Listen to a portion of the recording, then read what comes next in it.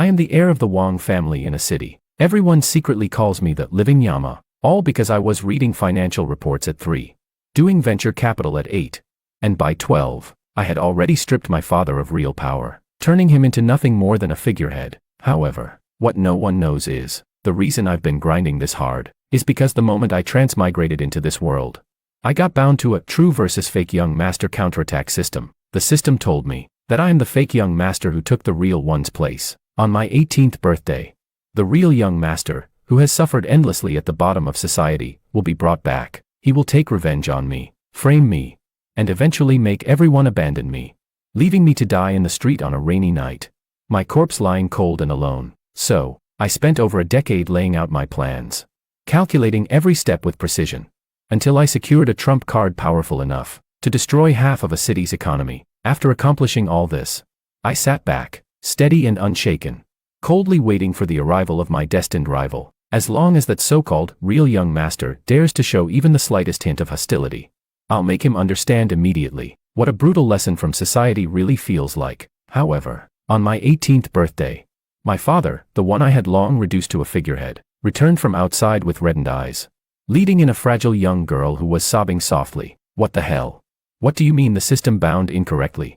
What do you mean this is actually a true versus fake heiress story? System, get out here. Damn it, this stupid system actually ran away.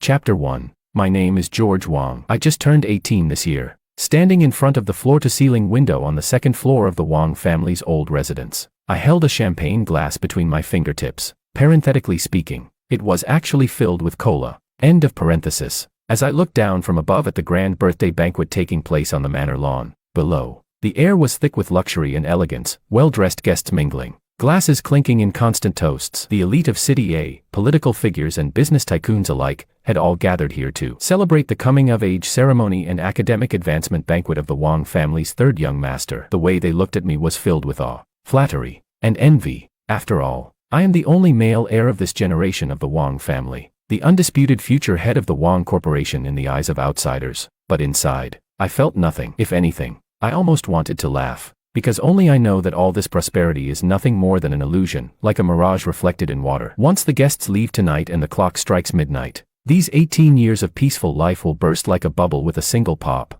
And all of this is thanks to the system that has been bound to my mind since the moment I was born. The true versus fake young master comeback system. 18 years ago, I transmigrated into this world as a newborn. Before I could even let out my first cry, a cold mechanical voice echoed in my mind, pronouncing my death sentence. Ding. Host identity confirmed. Fake young master of the Wang family. Loading original storyline. Final outcome. At age 18, the true young master is found and brought back. Having suffered greatly at the bottom of society, he develops extreme hatred toward the host, who has enjoyed wealth and privilege. After returning, he will carry out a series of revenge schemes, framing, feigned ignorance, secret sabotage, and sowing discord within the family. Ultimately, the host will be completely abandoned by the Wang family, cast out, and on a rainy night, run over by a car hired by the true young master. From the day I was still drinking milk, I knew my life had entered an 18-year countdown. No one can calmly live as a rich second-generation heir after knowing they're destined to be run over and killed.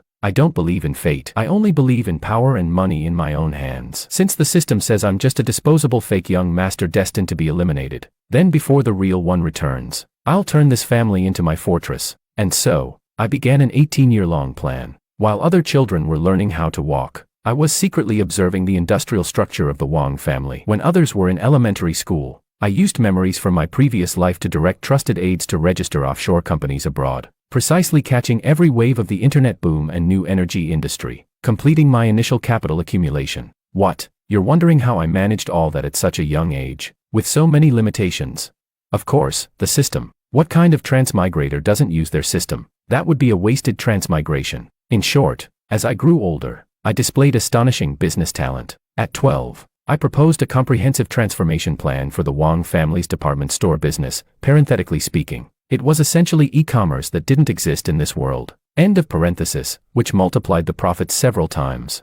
At 15, I led the Wang Group's acquisition of a game company on the brink of bankruptcy. And now that company's market value has exceeded 100 billion, parenthetically speaking, you know exactly which game I copied. End of parenthesis. Everyone in the Wang family, including my biological father Paul, held me in the highest regard. They thought my efforts were to secure my position as heir, to bring glory to the Wang family. Only I knew the truth. I was building defensive fortifications. In this circle, bloodline determines everything. Even after being raised for 18 years, once it's discovered that I'm not biologically related, Paul would never allow the family empire to fall into the hands of an outsider. So I couldn't be the one standing in the spotlight, drawing all the attention. Instead, I set my sights on my older sister, Alicia. She is 8 years older than me, gentle, intelligent, the very image of a refined Southern beauty. But more importantly, she's a hopeless brother complex. Ever since we were young, as long as I frowned even slightly, she would go to the ends of the earth to bring me whatever I wanted, even if it meant plucking the moon from the sky. Chapter 2. She always felt sorry that I had matured too early, sorry that I had worn myself out for the sake of the group. She often said it was her failure as an older sister that had robbed me of my childhood. 9 years ago, I began operating behind the scenes, step by step pushing my eldest sister into the position of general manager of the Wang Corporation. I told her, Alicia, I don't like standing in the spotlight. I just want to be a quiet investor. The Wang family needs a steady leader. You're the most suitable. I'll always be behind you. She was deeply moved and willingly stood at the front, taking control of the situation for me, charging into battles on my behalf. In the eyes of others, she was a decisive, iron-willed female CEO. But in reality, every piece of core data she held, every major project she signed, my shadow was behind it all. Through her, like slowly boiling a frog in warm water, I gradually hollowed out Paul's real power within the group. Now, in the Wang Corporation, more than half of the board members are my people. The heads of core departments are confidants I secretly cultivated. Every flow of capital is under my surveillance. Although Paul still sits in the chairman's seat, the resources he can mobilize aren't even comparable to those of Alicia's secretary. Of course, my dear father enjoys the leisure. Back then, he didn't know I was a fake young master, nor that I was methodically seizing power. And it wasn't just her, each of my other sisters had been arranged accordingly. My second sister, Willow Wang, is 3 years older than me. She's a cold, aloof beauty, quiet, with a permanently expressionless face. According to the system's original storyline, her personality makes her especially easy for the true young master to manipulate. Honestly, I have no idea how someone who looks that cold all the time could even be manipulated. But since the system said so, I took it at face value. A higher dimensional construct like that shouldn't be wrong, right? So I used my resources to quietly support her in pursuing her passion for art, keeping her away from the center of corporate power struggles and minimizing her chances of coming into contact with the true young master in the future. My fourth sister, Lara, is 15 this year. She's quiet and gentle, somewhat like Alicia, just a gossip-loving teenage girl. Too young to be a concern, just give her enough allowance and that's enough. Today, I turned 18. From the group's top-level decision-making down to the security system of the old mansion, everything in the Wang family is under my absolute control. My defensive towers are fully stacked. I hold a winning hand. As long as that true young master dares to come back, if he even shows the slightest sign of revenge, I'll teach him what it means to be crushed by reality, what it means to be thrown out with nothing, what it means to be erased without a trace. I've imagined countless scenarios of his return. Maybe he's a timid poor boy, maybe a resentful hothead, or perhaps a two-faced actor, innocent in public, scheming in private. No matter which one, I am fully prepared. George, why are you hiding here all alone? Alicia's gentle voice interrupted my thoughts. She walked over in a pale moonlit evening gown, holding 2 glasses of juice. There was a hint of fatigue between her brows, but when she looked at me, her eyes were full of affection. She said, tired. Those old guys were too clingy. I already dealt with them for you. Don't drink too much soda. It's not good for your health. I took the juice and gave her a perfectly harmless smile. Thanks, Alicia. I'm fine. I just wanted a moment of quiet. You've always been too heavy-hearted since you were little. Alicia sighed, reaching out to straighten my tie. Today is your 18th birthday. After today, you're an adult. Promise me, don't push yourself so hard anymore. Whatever happens, your sister will handle it. Looking into her sincere eyes, something inside me stirred slightly. Sis, I'm sorry. I put you at the front so you could be my shield. If one day you find out I'm not your real brother, will you still treat me this well? I suppressed that trace of guilt and nodded with a smile. All right, I'll listen to you. The banquet lasted until late into the night. When the last guest's car left the estate, the Wang family's old mansion, lively all day, finally fell silent. Paul sat at the head seat in the living room, his face flushed, clearly in a great mood today. Alicia, Willow, and Lara sat on either side. I sat down as well, lifting the cup of hot tea Alicia had just made for me, gently blowing on it. I knew the real show was about to begin. According to the original storyline, in 5 minutes, Paul would walk in with a travel-worn young man and drop a bombshell that would shake the entire family. I set the teacup down and, under the guise of adjusting my sleeve, quietly pressed a button on a miniature remote in my pocket. The hidden guards outside the mansion had already entered level 1 alert at my command. Even Paul's biological son could be restrained in an instant. Cough. Paul cleared his throat. The smile on his face faded slightly, replaced with seriousness and a hint of unease. He said, "Since everyone is here, I have something very important to announce."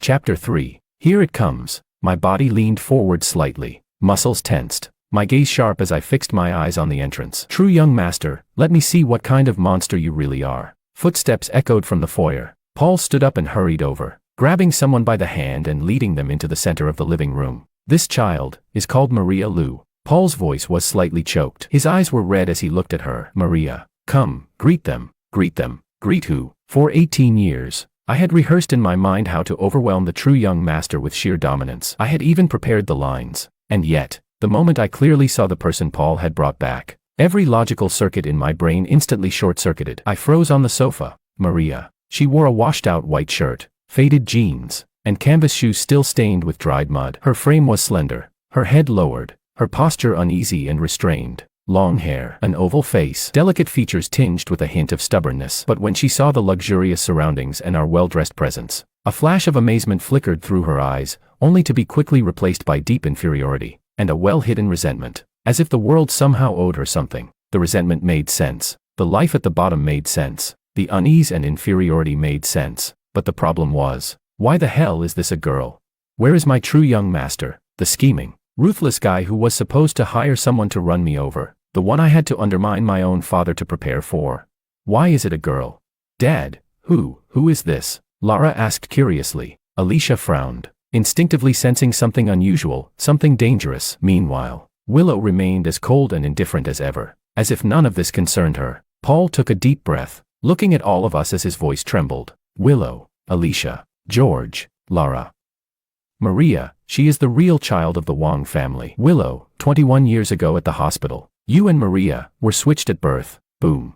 It felt like a bolt of divine lightning struck straight through my skull, leaving me completely stunned, crispy on the outside, shattered on the inside. Willow was the one switched. That cold, quiet, uncompetitive second sister, she was the imposter who had taken someone else's place. And this Maria, the seemingly innocent, fragile, White Lotus-type girl, was the genuine second daughter of the Wang family. Then what am I? From the moment I was still drinking milk, I started planning. I worked tirelessly, schemed relentlessly, stopped at nothing. I hollowed out my own father's power, pushed my eldest sister into becoming CEO, spent 18 years preparing for a life-and-death battle, and in the end, my enemy never even existed. The true young master from the original storyline was completely wrong from the very beginning. Chapter 4. System. Damn you. System, get the hell out here. What the hell is going on? I frantically called out to it in my mind, just as my mentality completely collapsed, when I felt like coughing up 3 liters of blood on the spot. The system, which usually played dead and slacked off, finally stopped pretending. It said, "What the hell? That's not right. Host, you're supposed to be the fake young master. What's going on? Who are you asking?" "I'm asking you." It replied. "I don't know either. I'm a male protagonist system. I was literally preparing to guide you on a cultivation path." Cultivation? Wait, tell me more about that. No. Hold on. Systems are divided this specifically. There are even male and female categories. It continued. System self-check in progress. Re-verifying original storyline, BZZZ. Due to cross-dimensional interference during binding 18 years ago, a logical error occurred in the system's underlying code. Identity re-verification. George. DNA match rate 99%. Confirmation complete. You are the biological son of Paul and his late wife, the legitimate true young master of the Wang family. Original plot target. The revenge arc of the true young master, driven by resentment after being switched at birth, does not exist. Due to system error causing gender deviation, correction applied. The true daughter Maria corresponds to second Miss Willow, not the host. This system is designed for the true versus fake young master comeback storyline. Since the host is already the true young master and has achieved the ultimate objective of seizing full control of the family, this system is no longer necessary. System unbinding. Wishing the host a pleasant life. Goodbye. No, farewell forever. The static in my mind disappeared. The system that had screwed me over for 18 years vanished just as abruptly as it had appeared, leaving without taking anything with it. It ran, and all it left behind was me, sitting on a luxurious sofa, watching Paul and Maria crying together. Watching my eldest sister frozen in shock. Watching Willow still as cold and detached as ever. Me, George, the real young master of the Wong family, the actual controller of the Wong Corporation. For 18 years, I had been fighting a battle of wits and strategy, with thin air. I even went so far as to hollow out my own father's power. What the hell kind of situation is this? Chapter 5. Ever since that idiot system ran off early that day, I've had insomnia for 3 nights straight. The moment I close my eyes, I see my hollowed-out father smiling at me. I see my eldest sister, whom I forced into becoming a ruthless businesswoman, still swallowing the empty promises I fed her. And I can still hear that system's perfectly enunciated line echoing in my head. I'm a male protagonist system. My mentality has completely collapsed. To figure out just what kind of hellish opening this is, I mobilized my top-tier intelligence network, the one originally meant to guard against the true young master and corporate spies, to investigate a 21-year-old girl. In less than half a day, Maria's entire life, from her childhood to even her 3rd grade exam scores, to which shady factory she had worked in, was laid out on my desk. Looking at the thick stack of documents, I fell into deep thought. The system might be an idiot, but the general outline of the plot hadn't completely fallen apart. Maria's life trajectory was almost a perfect match for the true young master who suffered at the bottom end, developed extreme resentment toward wealth and privilege that the system described, everything lined up except for the gender. Maria's adoptive parents, who were actually Willow's biological parents, were an absolutely terrible, son-preferring couple. From a young age, Maria never had enough to eat or wear. She had to take on all the housework and even drop out of school to work and support her younger brother. Any slight resistance would be met with beatings or verbal abuse. After struggling in that swamp-like, lightless environment for 21 years, imagine suddenly being told one day, you are actually the daughter of the richest family. You were supposed to live in a mansion, drive luxury cars, and grow up pampered and adored. All the suffering you endured should have belonged to someone else. If it were me, I'd hate it too. If this were a web novel, this would be the perfect opening for a dark, revenge-driven female protagonist. Fortunately, although the Wong family are capitalists, we're not some cold-blooded, inhuman clan. My father Paul, after years of navigating the business world, handled the situation decisively. He paid a large sum of money to sign a severance agreement with those parasitic adoptive parents, cutting all ties. Then he brought Maria Lu back to the Wong family and restored her surname, so now she should be called Maria Wong. But Maria had already become too ingrained. Even she was used to it and didn't want to change it. As for my fake second sister, Willow, both my father and eldest sister made their stance clear. After more than 20 years of raising her, the bond is real, even without blood ties. The Wong family is wealthy enough, we can afford to keep her. She remains the second young lady of the Wong family. Willow's own reaction, however, was even more extreme. On the day she found out she wasn't the real daughter, she simply responded with a cold "oh," and calmly said, "If I need to move out, please give me 3 days' notice so I can pack my painting tools." And then she went straight back to her studio to continue painting, as if an earthquake had shaken only the rest of us, while she only cared whether her paint had dried. Her personality and her hobby are strangely mismatched. Painting doesn't seem like something that belongs to someone so cold. Whatever. Now that the family's internal situation has stabilized, I've finally figured something out. I'm the biological son. I don't need to guard against anyone stealing my inheritance, because this inheritance is already mine. I don't need to scheme anymore. Don't need to study overseas mergers or track the Nasdaq index. I'm done. I'm going to slack off. I'm going to replace the champagne in my glass with actual ice-cold soda. I'm going to play games. So, without hesitation, I called my eldest sister Alicia. Sis, I've thought it through. I'm only 18. Life should have more possibilities. Lying on my bed, my tone deep and serious, I said. For the next 6 months, all meetings, project plans, and that upcoming South City new energy bidding project, leave everything to you. I'm taking a break. Chapter 6. On the other end of the phone, Alicia fell silent for a full 30 seconds. I knew she wouldn't scold me for lacking ambition. She would just assume I was taking her advice to rest. But her reaction was not what I expected at all. Her voice dropped low, carrying a kind of strategic excitement, as she said, "George, did you notice something? Are those old guys in the company trying to pull something while the family's in chaos, messing with the South City project? You're retreating to advance, aren't you? Trying to lure them out and wipe them all out in one move."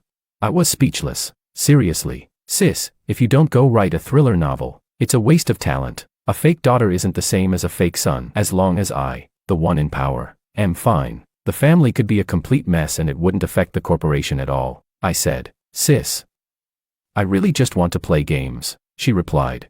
"I understand. Hiding in plain sight, pretending to be weak, Don't worry, leave everything to your big sister. You just keep up the act these next few months. I'll handle the storm outside for you. Click. The call ended. I stared at my phone screen and rubbed my temples in exhaustion. Something's not right. My sister's personality shouldn't be this unhinged. Where did my gentle, refined sister go? Character collapse.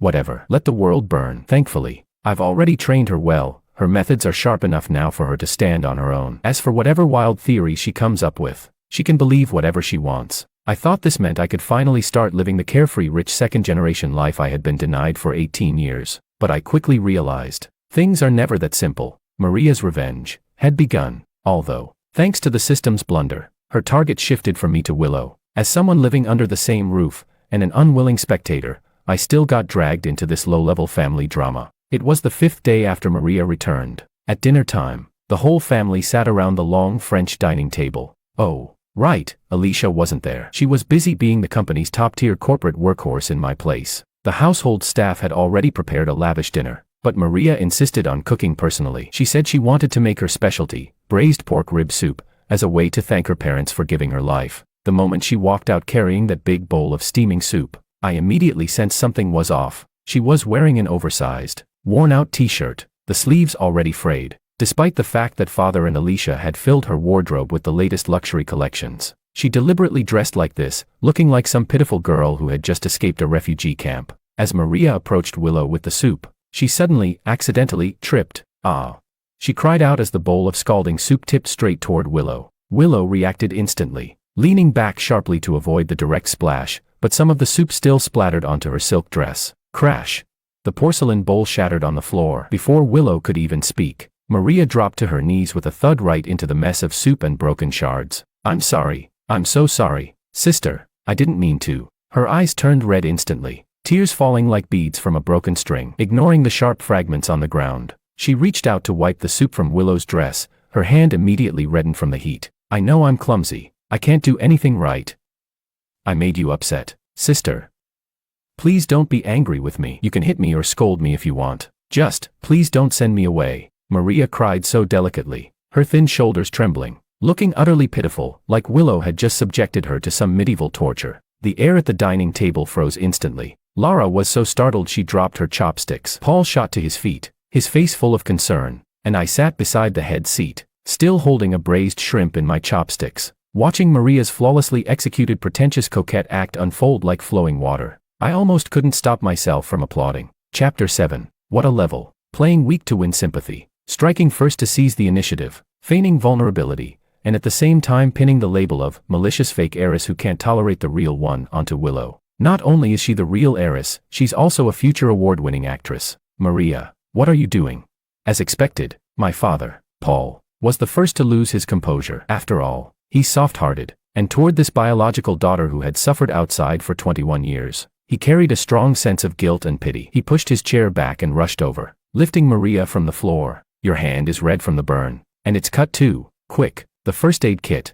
My father trembled with worry. Then he glanced at my second sister, who was still standing there with a cold expression, and frowned slightly. He said, Willow, Maria has just come back. She's not used to life here yet. He didn't finish his sentence, but the meaning was obvious. Be more tolerant. Don't make that face. I lowered my head and sighed. Could it be that there's some kind of intelligence-reducing aura around the protagonist? My father's reaction was already so ridiculous that I didn't even feel like looking at him. My second sister lowered her gaze to her ruined high-end silk dress, then looked at Maria, who was sobbing uncontrollably. Her already cold face turned even colder. She opened her mouth, as if wanting to explain, but with her personality, one that couldn't squeeze out a word even under pressure, after great effort she only managed to say, I didn't touch her. I know. Sister didn't touch me, it was me. I couldn't keep my balance. Maria, sobbing, clutched tightly at my father's sleeve, trembling from head to toe. Dad, don't blame my sister. I'm just too clumsy. I can't even hold a bowl of soup properly. It was the same at home before. I always made my parents angry and they would beat me.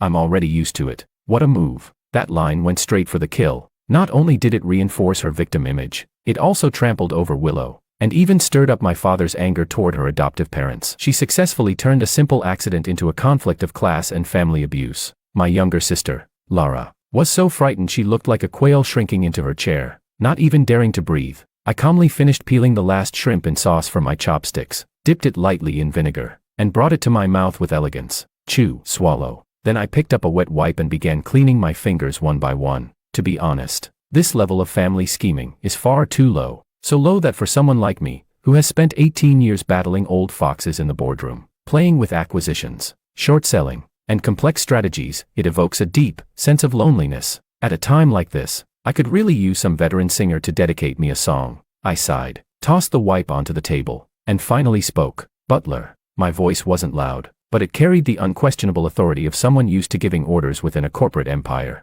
Yes, third young master, the butler, who had been shrinking in a corner, immediately stepped forward and bowed slightly. I said, call someone to clean this up. Do I really have to say it myself?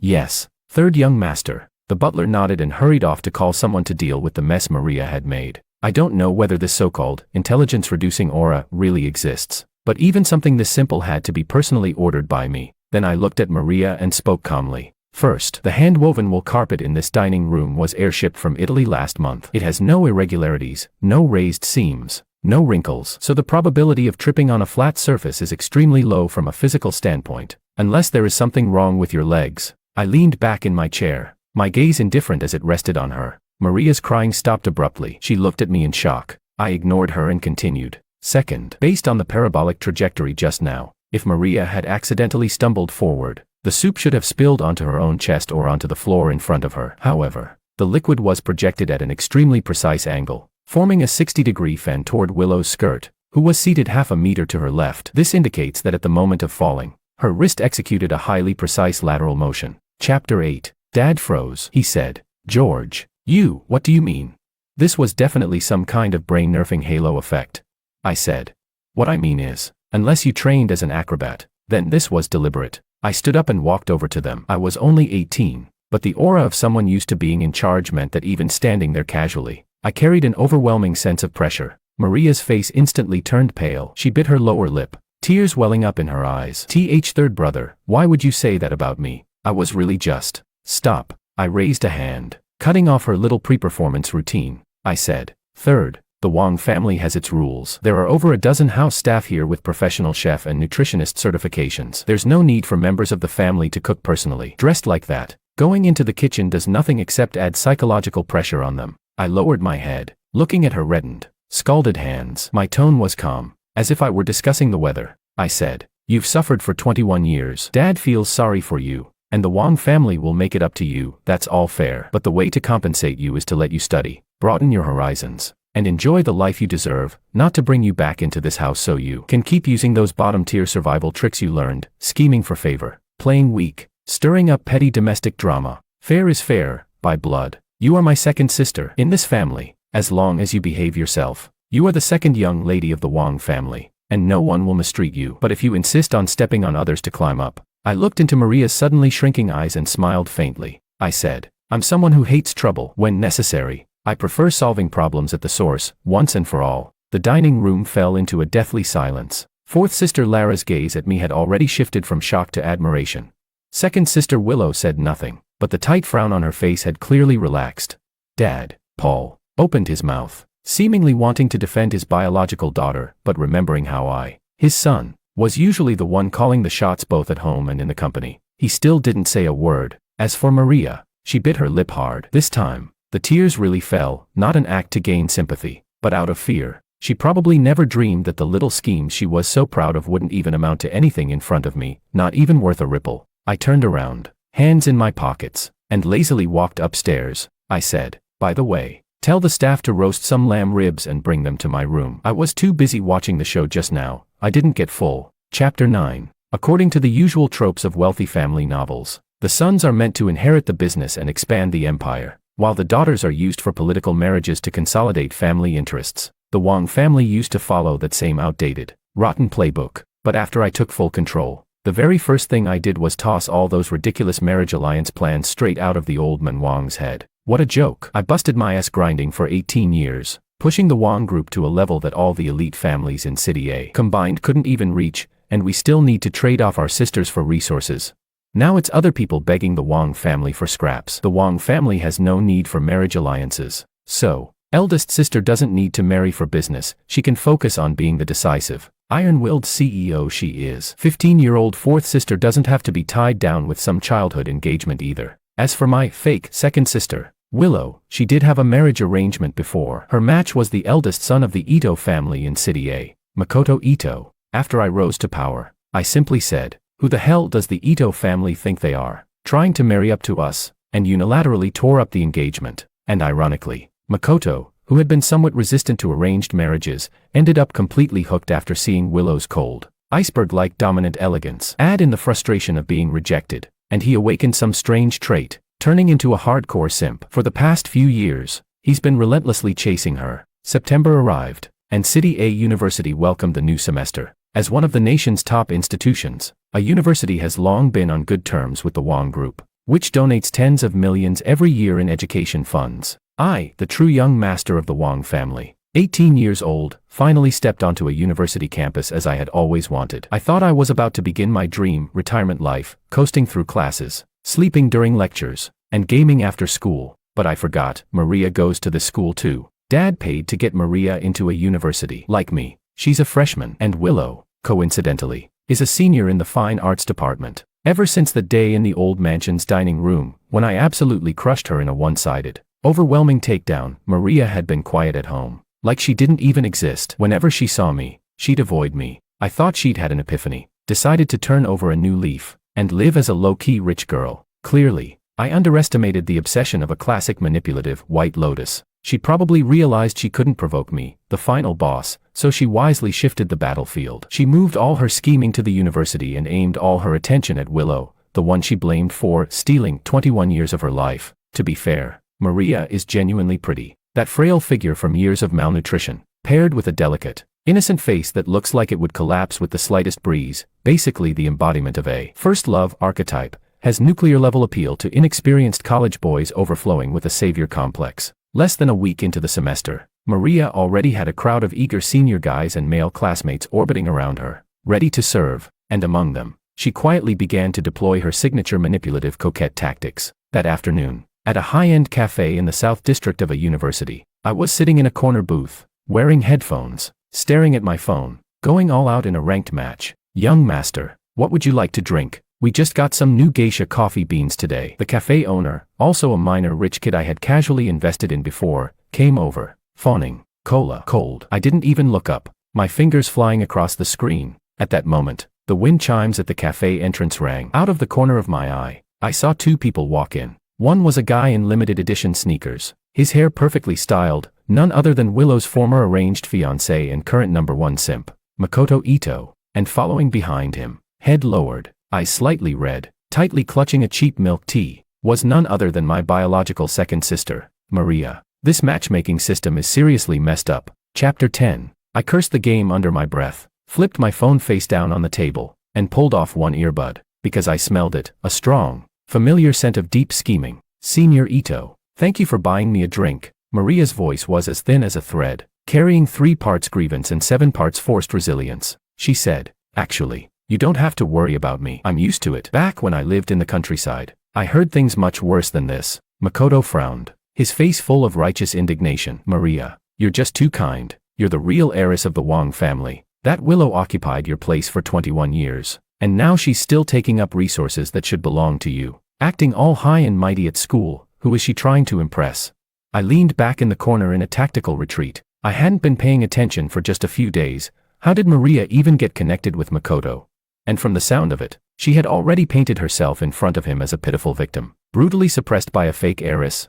"Senior Ito, please don't say that about my sister." Maria quickly waved her hands, tears welling up in her eyes at just the right moment, on the verge of falling, but not quite. She's innocent too. It's just that I'm not good enough. I never learned piano or painting growing up. I don't understand anything. No wonder my sister's friends all look down on me and call me a country bumpkin." She sniffed, forcing a smile as she looked at Makoto. "Actually, I really envy my sister. If we hadn't been switched at birth, maybe I could have met someone as outstanding as you from a young age." Brilliant. That move, retreating to advance, mixed with subtle flirting, was textbook manipulative coquette behavior. Not only did she accuse Willow of letting her friends isolate her at school, she also fed Makoto a huge dose of emotional validation. perfectly satisfying this rich kid's vanity and protective instincts. Sure enough, Makoto's brain instantly went offline, as if he'd been put under a spell. He slammed the table. This is outrageous. Willow being cold is one thing, but I didn't expect her to be this scheming. Don't worry, Maria, there's an art exhibition at the Fine Arts Department today. I'll go confront her right now. What belongs to you,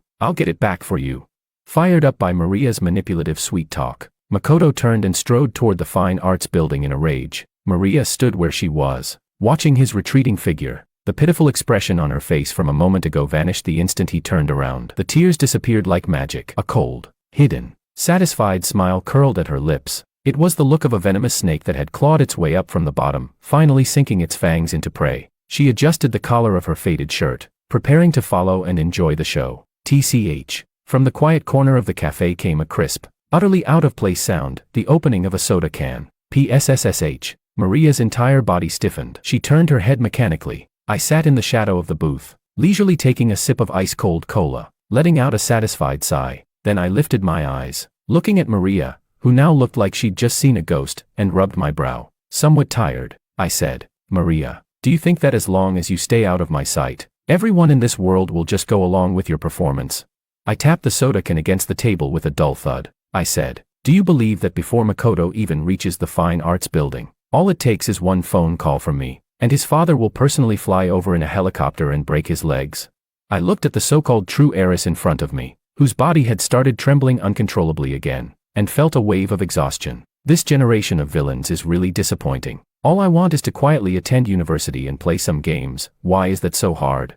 I didn't even stand up from the booth. Right in front of Maria, I pulled out my phone, scrolled through my contacts, found a number labeled Old Man Ito, and casually sent a single question mark. Chapter 11. In less than 30 seconds, Makoto, who had just reached the cafe entrance and was about to stride off heroically to deliver justice at the Fine Arts Department, felt his phone vibrate like crazy in his pocket. Through the glass, I watched him pick up the call. 1 second ago, he still had that over-the-top, heroic chosen one expression like he was about to save the world. The next second, his face turned deathly pale, and his once straight posture bent instantly into a 90-degree bow. I couldn't hear the call, but judging from the way he kept nodding and bowing at thin air, I could practically read his lips. Dad, no, I didn't cause trouble. I really didn't offend young Master Wong. I was wrong.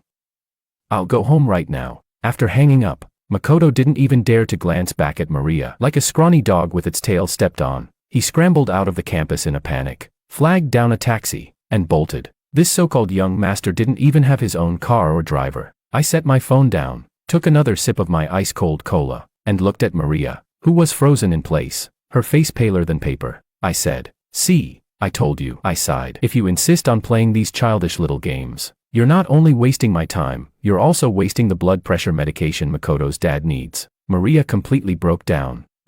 Back at the Wong family mansion, she had still thought I was just bullying her with home field advantage. And today, at school, at a university far from the core power of the Wong family, parenthetically speaking, not truly far, end of parenthesis, I merely used a single punctuation mark to destroy, from afar, the little scheme she had carefully woven all afternoon. This was what you call a dimensionality gap. The way she looked at me had changed, from jealousy and resentment to pure fear, like a mouse facing a cat. Third brother, her voice trembled. Was I really that scary? I waved my hand, as if brushing away an annoying fly. Go back to class. Stop watching those low IQ palace drama shows and memorize more English vocabulary instead. If you fail your CET4 exam, Dad's going to nag me again for not taking good care of you. Maria didn't dare say another harsh word. With tears in her eyes, she fled in embarrassment. From that day on, Maria became completely obedient. Or rather, she entered a dormant phase. She finally realized that as long as George, was still breathing, all those manipulative coquette tricks and pure innocent girl scripts she learned from the bottom of society were nothing but laughable and powerless. For the next 2 months, a university's campus was peaceful. Maria didn't provoke Willow again, nor did she try to latch onto any rich second-generation heirs. She attended classes on time every day, and even, miraculously, borrowed a few books from the library, acting like a reformed, model student. And I finally got the retired college life I had always dreamed of. Eldest sister Alicia dominated the business world, managing the Wong Group flawlessly on my behalf. Every day, when she reported to me on WeChat, she even imagined I was orchestrating some grand master plan. The fake second sister studied painting peacefully at the Academy of Fine Arts, occasionally even winning some inexplicable major awards, parenthetically speaking. Not because of my influence. End of parenthesis. Fourth sister Lara remained a carefree gossip enthusiast. As for me, I slept until I woke up naturally, occasionally attended a few interesting lectures, and spent the rest of my time gaming in the esports club, or racing cars on the mountain roads of City A with a few trusted, like-minded troublemaker friends. Everything seemed to be moving in a good direction. Of course, if I actually believed that, I'd be the real idiot. When a kid goes quiet, you know they're up to something. Chapter 12. As expected, after behaving like a model student at a university for 2 whole months, Maria finally couldn't suppress her urge to stir up trouble any longer. After those painful lessons before, she must have done some serious late-night analysis under her blanket in the dorm, thoroughly reviewing my tactics, and came to one conclusion: in the face of absolute capital and intelligence, confronting me head-on was basically suicide. So, she changed her approach. Since she couldn't overcome me, this immovable mountain named George, she decided to go around me and launch a dimensional attack from the moral and ethical high ground, aiming to drive a wedge between me and my fake second sister, Willow. As long as I started to resent Willow and stopped backing her up, kicking Willow out of the Wong family would be a matter of minutes. The plan was perfect, but her execution, even I, someone who's been playing the role of a domineering CEO since birth, was genuinely impressed, in a bad way. The Wong family's outer garments are all handled by the staff. There's a dedicated laundry room on the first floor, but personal underwear is washed in the private bathroom washing machines inside our own bedrooms. We handle those ourselves. At first, I just noticed that occasionally, one pair of my underwear, hung out to dry on the private balcony on the 3rd floor, would mysteriously disappear. At first, I thought the wind had blown it away. After all, City A had been pretty windy lately, but recently, my washing speed couldn't keep up with the rate of theft. One time, even a pair I hadn't washed yet went missing. Then I personally saw it on the surveillance footage. Maria, sneaking around like a guilty little mole, slipped into my room while the staff weren't paying attention. When she came out, she was holding a pair of my unwashed, limited edition Calvin Klein boxers. At that moment, sitting in the surveillance room, I was completely stunned. Sure, there's no surveillance inside bedrooms, but with so many staff in the Wong household, of course there are cameras in the hallways. No, seriously, what the hell are you trying to do? You're the real heiress, not some creepy pervert. Why are you stealing my underwear? What? Are you planning to use it for some kind of ritual? Isn't this the kind of plot that usually belongs to those true versus fake young master stories?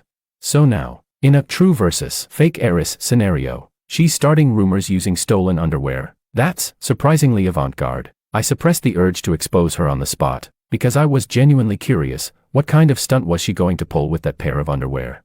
I've seen fake heirs steal a sister's personal clothing to slander someone before, but a true heiress stealing her younger brother's underwear to frame someone, that was a first. It wasn't until the weekend afternoon that Dad was rarely home resting, parenthetically speaking, because I had slacked off, end of parenthesis, and fourth sister was also in the living room watching TV, that Maria's script finally began. She said, "Dad, I can't find something. I think I left it in second sister's room. Could you come with me to look for it?" Maria's eyes were red, looking like she was about to cry, yet too afraid to face Willow alone, a perfectly pitiful act. Dad couldn't stand seeing her like that. He immediately put down the newspaper. "Why are you crying over something so small? Come on, I'll go with you." At that moment, I was sitting on the sofa playing a ranked match. Hearing that, I quietly turned off my phone screen. Here it comes. The manipulative coquette has finally leveled up. Chapter 13. A whole group of us marched into Willow's room. She was wearing headphones, painting at her easel. When she saw us come in, she only raised an eyebrow slightly, took off her headphones, and said nothing. "Sister, sorry to bother you. The diamond necklace I lent you the other day, where did you put it? I have a class gathering tomorrow and wanted to wear it," Maria asked cautiously. Willow frowned. "I never borrowed your necklace. Sister, did you forget? It's right under your pillow." As she spoke, Maria quickly walked to the bed. As if to prove her innocence, she lifted Willow's pillow in one swift motion. The next second, Maria let out an exaggerated scream. As if she had seen a ghost, she stumbled back 2 steps, covering her mouth, her face flushed red. On the spotless white bedsheet, a black pair of men's boxers lay there quietly, yet glaringly out of place. The iconic CK logo on the waistband was especially eye-catching under the afternoon sunlight. Maria gasped in shock. "Sister, why, you may not be Dad's biological daughter, but third brother grew up with you. He's no different from your real brother. How could you do something so shameless?" She pointed accusingly, her voice filled with grief and outrage, tears coming instantly. "No wonder you've always refused to move out, So you actually have those kinds of thoughts about third brother, you're terrifying.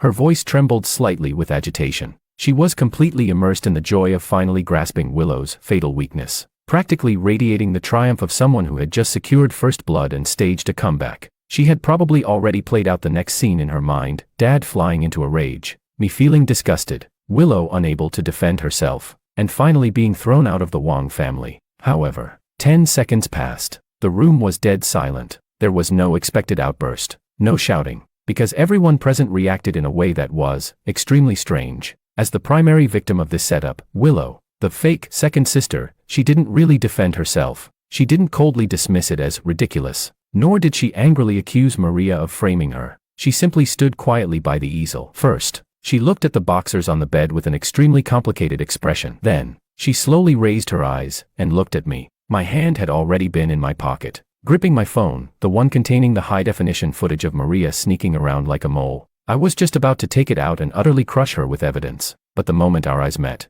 my hand froze, because at the instant our gazes locked, Willow suddenly looked away as if she had been burned, her reaction almost guilty, that usually cool and pale face, along with the tips of her ears, even flushed with a suspicious shade of red. What the hell? My heart skipped a beat, and my brain instantly short-circuited. Something's wrong. This is seriously wrong. Maria was the one who stole the underwear, so why are you acting guilty? And that evasive look, like someone whose secret feelings had just been exposed, what is that supposed to mean? Could it be? Could it be? Chapter 14. I turned to look at Dad. Dad. Paul, his eyes were wide like copper bells, but he didn't get angry. Those seasoned, business-hardened eyes of his kept flicking between Willow and me. There was no anger in his gaze, only shock, and something difficult to describe. As for fourth sister Lara, she had both hands clamped over her mouth, her eyes wide and round, her face full of disbelief. Clearly, her worldview had just taken a hit from this bizarre scene, but with her simple mind, she probably hadn't grasped the deeper implications at all. Meanwhile, Maria, seeing how heavy and silent the atmosphere had become, thought her scheme had finally succeeded. She assumed everyone was too disgusted by Willow's perverted behavior to even speak. The corners of her lips were already twitching upward uncontrollably, and she had to bite her lower lip to suppress her excitement, secretly reveling as she waited for the final judgment. But at this moment, I had no mood whatsoever to deal with Maria. The phone in my pocket felt as heavy as 1,000 pounds, and my mind was filled with that guilty, evasive look Willow had just given me.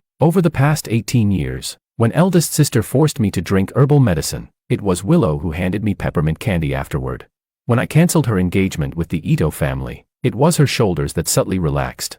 The mansion was so large, yet she had chosen to set up her art studio right next to my study. Countless moments I had once dismissed as nothing more than close sibling affection were now replaying in my mind like a slideshow. Wait. Willow, with those serious brows and big innocent eyes, have a brother complex too. Cough, cough.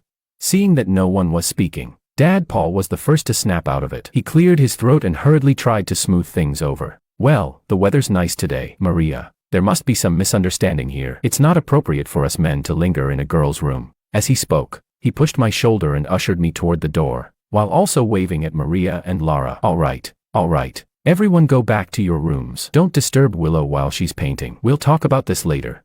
In an extremely stiff and clumsy way, Dad forcibly dispersed everyone. With a bang, second sister's bedroom door was shut. For the rest of the day, the atmosphere in the Wong family villa was unbearably tense. Dad locked himself in the study, seemingly plotting something unknown. Second sister kept her door tightly closed, and I lay on my bed, staring at the ceiling, questioning my entire life. In the entire Wong household, only Maria remained in high spirits, humming happily in her room, secretly savoring what she believed to be her hard-earned phase victory. Chapter 15. Ever since the underwear incident, the Wong family mansion entered a period of eerie peace. Maria had been in visibly good spirits these past few days. She stopped stirring up trouble, stopped playing the victim, and even managed to eat 2 extra bowls of rice at the dinner table every day. She had probably convinced herself of one thing: in that bedroom, bound by moral and ethical norms. Although Dad had forcibly interrupted the performance, the seed of suspicion had already been planted. A fake heiress developing feelings for the true young master.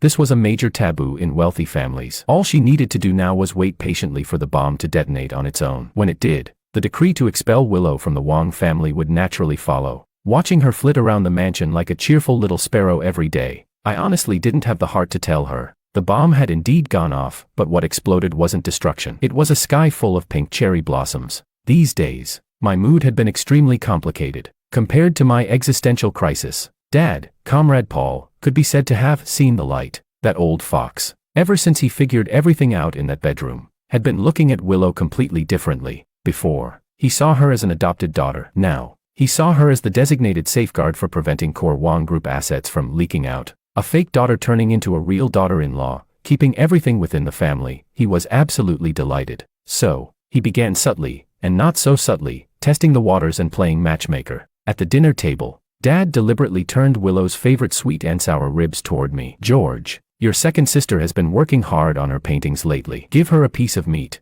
Let her build up her strength." While watching TV, Dad literally shoved fourth sister Laura aside so that Willow and I had to sit next to each other on the long sofa. My scalp tingled. All I could do was pretend to be deaf and dumb. I had no idea how to deal with this kind of situation. In my previous life, I was a workaholic grinder. In this life, I'm a domineering CEO constantly playing mind games with an old fox. You could throw me into a multi-billion-dollar merger and acquisition, and I wouldn't even blink, but asking me to handle a cold, elegant woman secretly in love with me, that's way beyond the syllabus.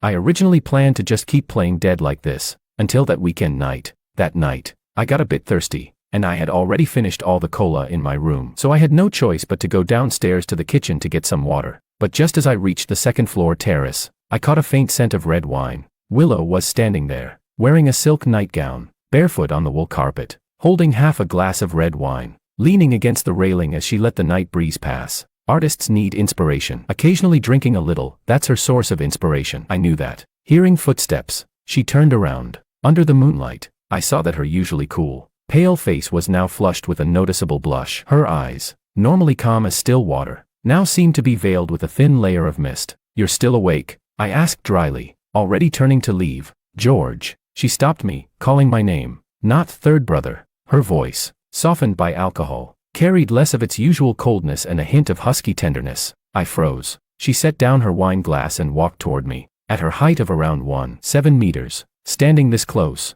I could even smell the unique scent on her, something that mixed paint and red wine. She said, "You've been avoiding me for a week." She stared straight at me. With the help of alcohol, she finally tore away that cold, distant facade. She said, "I didn't steal the underwear, but I didn't deny it, because I didn't want to." She took a deep breath, as if gathering all her courage. "George, I like you. Not the kind of liking a sister has for a brother, but the kind a woman has for a man." Chapter 16. Holy shit. She went straight for it. If you feel disgusted, or can't accept it, I'll move out of the Wong family tomorrow." Her gaze lowered slightly, fingers gripping the hem of her nightgown so tightly her knuckles turned white. Looking at her trying to stay composed while still looking so fragile, my brain started running at full speed. Honestly, if it were eldest sister Alicia saying something like this to me, I would have jumped off the terrace on the spot and booked a standing ticket to escape the planet overnight. She practically raised me, tutoring my homework, making sure I drank my herbal medicine, treating me like her own son. That would be completely unacceptable. But Willow was different. Because of that ridiculous system setting where she'd supposedly be used by the true young master, I had deliberately kept my distance from her growing up. We were never that close, and with her naturally cold personality, the sibling bond between us was actually pretty thin. Most importantly, I carefully studied her face, delicate features, a cool and elegant beauty, outstanding temperament. This was basically a perfect bullseye hit on my aesthetic preferences across both my lives. Now we didn't share any blood relation, and even the so-called household registration barrier meant nothing to the Wong family. At worst, she'd just move out and return under a different identity. And besides, she had already taken the initiative this far. If I still acted all hesitant and awkward, then I'd really be worse than a eunuch. I said, "Who said I was going to make you leave?" I sighed, took the wine glass from her hand, and casually placed it on the nearby table. "You can't handle alcohol well, drink less." Seeing her stunned expression, I scratched the back of my head awkwardly, lowering my voice. "Well, I've never been in a relationship before, but we can try." Willow suddenly lifted her head. In those shimmering, watery eyes, a light burst forth, the brightest I had ever seen in my life. And just like that, our relationship transitioned, naturally yet somewhat clumsily, from fake siblings to a real couple. The shift didn't feel abrupt. Around others, Willow was still her usual cold self. Only when we were alone would she occasionally reveal that soft, slightly shy side of a girl in love. That stark contrast gave someone like me, single for 18 years straight, a long-lost feeling of what it meant to have one's heart stirred. Of course, paper can't wrap fire, especially not when facing someone like our eldest sister. who had a top-tier little brother radar. Alicia had been staying at a high-end apartment closer to the company for half a month, overseeing a new energy project in the Southern District. Finally, after the project was completed, she gave herself 2 days off and rushed back to the mansion, excited to spend time with her beloved 18-year-old little brother. The moment she pushed open the living room door, she saw Willow and me sitting on the sofa watching a movie. Not just that, Willow's head was resting naturally on my shoulder, and I was feeding her a peeled grape. Thud. The Hermes bag in Alicia's hand, worth hundreds of thousands, fell straight to the ground. I swear, the expression on her face at that moment was like someone who had spent 18 years carefully raising a fresh, tender cabbage, only to see it get snatched up by an even prettier pig right in her own backyard. Her world had collapsed. George. Alicia's voice trembled. Half an hour later, our whole family, except for fourth sister, who was still at school, and Maria, who was taking a nap in her room, gathered in the study. After learning the whole sequence of events, parenthetically speaking, omitting the part about the underwear, since it was too indecent, end of parenthesis, and receiving Dad Paul's strong endorsement of, "This is for the everlasting prosperity of the Wong Group," the shock on eldest sister's face finally began to fade. Chapter 17. She looked at me, then at Willow, who was blushing and lowering her head. Although the idea of her younger brother turning into a brother-in-law, or effectively a sibling-in-law, was a bit hard for her to process at first. Once she thought it through, first, the benefits were still staying within the family. Second, her most beloved little brother wouldn't be tricked away by some shady outsider. Third, Willow was someone she had watched grow up. Her character was absolutely trustworthy. All right then. Eldest sister let out a long sigh, walked over, pinched my cheek, then took Willow's hand. She said, "Since you two like each other, how could I, as your big sister, stand in the way? But George, if you ever dare to bully Willow, I'll be the first to come after you." There we go. Everyone's happy. Time to set off fireworks. At this moment, all the core conflicts within the Wong family had been completely resolved. All that remained was one ticking time bomb, still completely in the dark. That evening at dinner, Maria hummed a little tune as she walked downstairs, sat at the table full of anticipation. She glanced around and noticed that eldest sister had returned. On top of that, Dad had even ordered the kitchen to open a bottle of fine wine. The atmosphere seemed unusually grand. Maria's eyes lit up. Here it comes. Eldest sister is finally back. Dad and she must be about to put Willow, the perverted fake heiress, on trial and carry out punishment. Paul said, "I've gathered everyone here today to announce some great news." Dad raised his glass, his face glowing with excitement as he stood up. "George and Willow are officially together. When George graduates from university, we'll hold their wedding." Puffed. The mouthful of soup Maria had just taken went straight spraying out. She shot to her feet because she stood up too quickly. The chair scraped harshly against the floor with a piercing noise. She stared fixedly at Willow, who was holding a glass and clinking it with mine, her eyes practically popping out. What? In Maria's mind, it was as if 10,000 alpacas were stampeding through. Great news. Together. Wedding. She stole underwear, spread scandalous rumors, played the victim, schemed every possible way to drive Willow out of the house. And what was the result? Not only did the Wong family not kick this pervert out, they went along with it and directly upgraded the fake heiress into the real daughter-in-law. And the trigger for all of this was actually her own self-righteous, catching them in the act, performance. At that moment, Maria's world completely collapsed. She now wished she could crawl under the table and retrieve the clown nose she had just dropped. She finally realized that in this family, she wasn't just a clown, she was a top-tier matchmaker. Looking at my half-smiling expression, then at the approving attitude of Dad and eldest sister toward Willow, a deep sense of helplessness and fear surged within her. George, the devil, not only controlled all the money and power of the Wong family, but now Willow had also become the lady boss under his absolute protection. Revenge. With what? What could she even use to fight back? Right now, she was nothing more than a worm with its vital point firmly pinched. Dad asked with concern, "Maria, what's wrong? Did you choke?" No, it's nothing." Maria's legs went weak, and she collapsed back into her chair. She lowered her head, tears welling up in her eyes, yet forced herself to hold them back. From that day on, Maria behaved more obediently than even the servants in this house. Let alone targeting Willow, she would even avoid looking at me, taking detours whenever she saw me. Her greatest wish each day was simply that I wouldn't send her back to the countryside, and that she could quietly get a diploma from a university. The farce had finally come to a complete end. After dinner, Willow and I walked hand in hand along the tree-lined avenue of a city university to digest our meal. The autumn breeze passed through, leaves falling all around. I took a deep breath of the air tinged with the fragrance of osmanthus, then glanced back at the girl beside me, cool, stunningly beautiful, yet completely obedient to me, my real girlfriend. Looking back on these 18 years, I guarded against the true young master, sidelined my own father, drove eldest sister to madness, parenthetically speaking. She actually enjoyed it quite a bit. End of parenthesis, and built the Wang Group into the #1 in a city. I even had the will written in advance. And what was the result?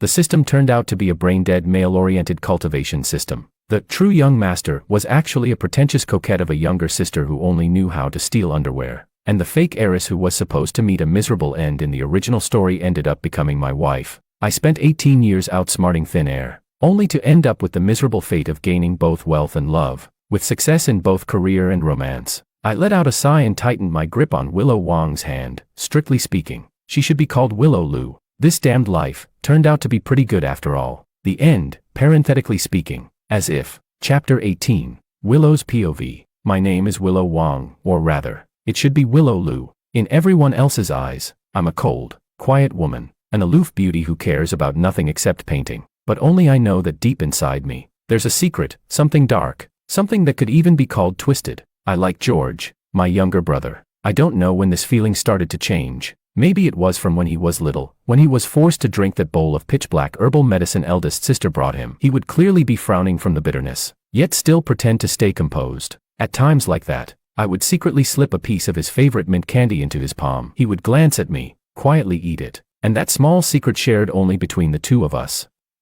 I became addicted to it, or maybe it began when I witnessed his terrifying talent in business. While other kids his age were still playing in the mud or getting into fights, he was already in the study, calmly analyzing stacks of English NASDAQ financial reports. He was like a born ruler. In this household, he never needed to raise his voice. Yet step by step, without drawing attention, he took firm control of the Wang Group. He wasn't particularly close to me, if anything. He often kept a deliberate distance. And yet, he supported everything I loved without question. The elders in the Wang family thought painting was a useless pursuit. Only he waved his hand and built me the best art studio in City A, pouring money into exhibitions for me. Even after he fully took power, the very first thing he did was unilaterally cancel my business marriage with Makoto. That day, he sat on the sofa and casually said, "Who does the Ito family think they are? The daughters of the Wang family don't need to be married off for alliances." At that moment, looking at his cold yet domineering profile, I felt like my heart had been struck violently by something. It started pounding uncontrollably, but I could only suppress these feelings with everything I had, because I was the second young lady of the Wang family, and he was the third young master. On paper, we were siblings. Every late night, when I sketched his silhouette on canvas,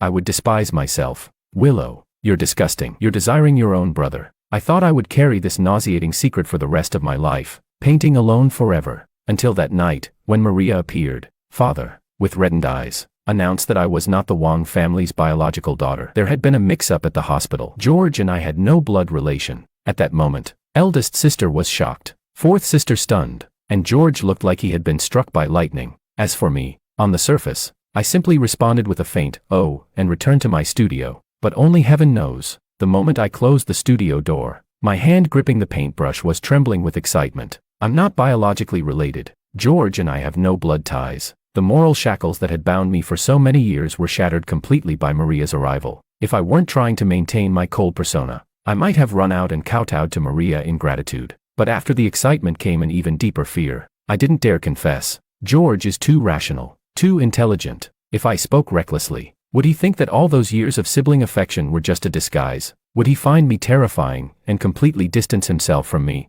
Chapter 19. I was like a gambler on the edge of a cliff, chips in hand, yet unable to place the bet, until that idiot Maria handed me a perfect opportunity to test things. When Maria stole George's underwear from his balcony to frame me, I wasn't flustered at all. She didn't know, but I did. The hallway surveillance cameras in the house had full coverage with no blind spots. Her actions must have already been recorded. So when she stormed into my room with a crowd, pulled out that pair of men's boxers from under my pillow, and hysterically accused me of being some pervert harboring improper thoughts toward my brother, I wasn't panicked in the slightest. Besides, we weren't even blood related. If George didn't know the truth, if he had really looked at me with disgust, I could have simply pulled up the hallway footage and thrown it in Maria's face, proving my innocence, and gone back to being that untouchable, indifferent, fake second sister. But I chose to gamble. Not only did I not defend myself, I deliberately raised my head and looked at him with a complicated, guilty expression, as if my secret had just been exposed, then quickly looked away. This move is called advancing by retreating.